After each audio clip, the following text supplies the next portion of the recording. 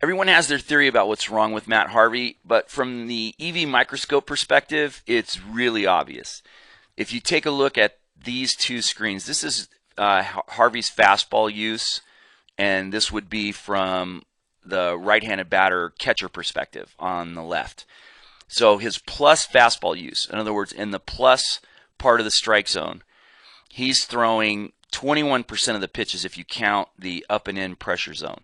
So basically this area that would be gaining effective velocity, he's only using that about 21% of the time.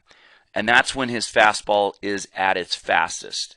So effective velocity, in other words, hitters have to hit the ball further out in front when the ball's in this area. And in doing so, they lose reactionary time. So he's only using the fastest version of his fastball against righties 21% of the time. More than double on the outside part of the plate. So it's not hard to come up with a game plan where you just eliminate this entire part of the zone and you focus your attention right here. And once you focus your attention right there, these pitches are a little slower than that. These are a little slower than that. These are quite a bit slower than that. This is slower than that. And so all of these pitches go to help hitters with their game planning. Now, the other big deal about this is if you look at this number, 28 pitches in the down and away area. On average, Major League Baseball is 17% chase rate in this area. Imagine that for a second. Now, when we look at that 17%, what the norm is up here is somewhere between 45 and about 60% chase rates with a 103 batting average on average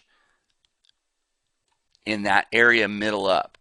So in those areas, he almost has no use. And in the area where there's no chase predominantly and a very high batting average in the 230s typically, even outside the strike zone.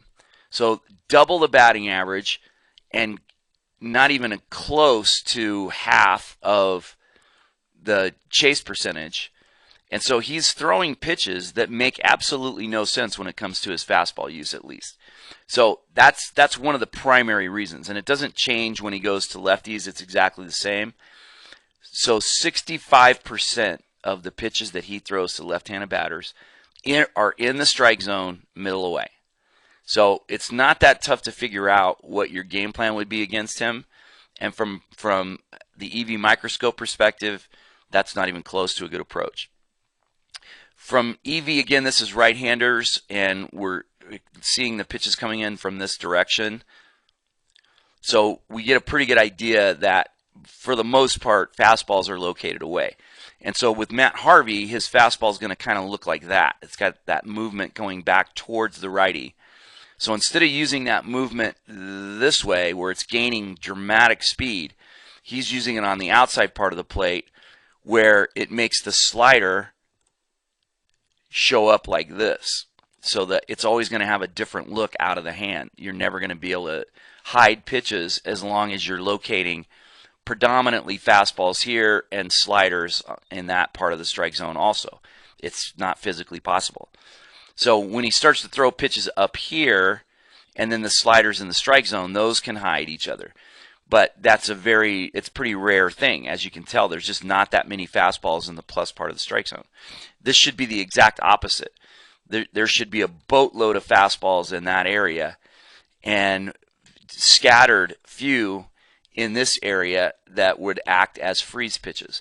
Otherwise, all he's doing is throwing his slowest fastball in that area so that the slider pops over it and inward, and the changeup actually pops over it also because there's no way to hide that.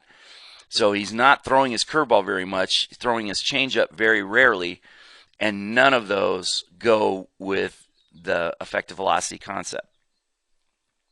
So if you look at it, this infographic, this is basically from a right-handed perspective, right-handed batter. And so the changeup would pop over the fastball. This would be a fastball away that's going to have that kind of look. The slider is going to have this kind of look from here, and this is going to have the same look as the fastball, but it would pop over since it's losing speed. So that's the view from that perspective. This is from the early downright filthy pitching concept of what tunnels would look like from the batter's perspective. So low EV tunnel use, bad EV spreads, so it's easier to react to. And the tunnel means that pitchers see pitches as early as possible. So from a deception standpoint, he's going about it in a way that is just about as far away from being deceptive as you can. So it's kind of like the opposite of deception is obviousness. And that's what's happening, is he's throwing pitches, the worst version of the pitches that he has, almost like his pitches are on the DL. Although it's not really, because he still has more than league average velocity on his fastball. He's right there at 93 miles an hour. That's plenty to succeed, but you can't turn 93 into 89 and expect that to have a lot of success, especially when it means that you're not hiding the rest of your pitches.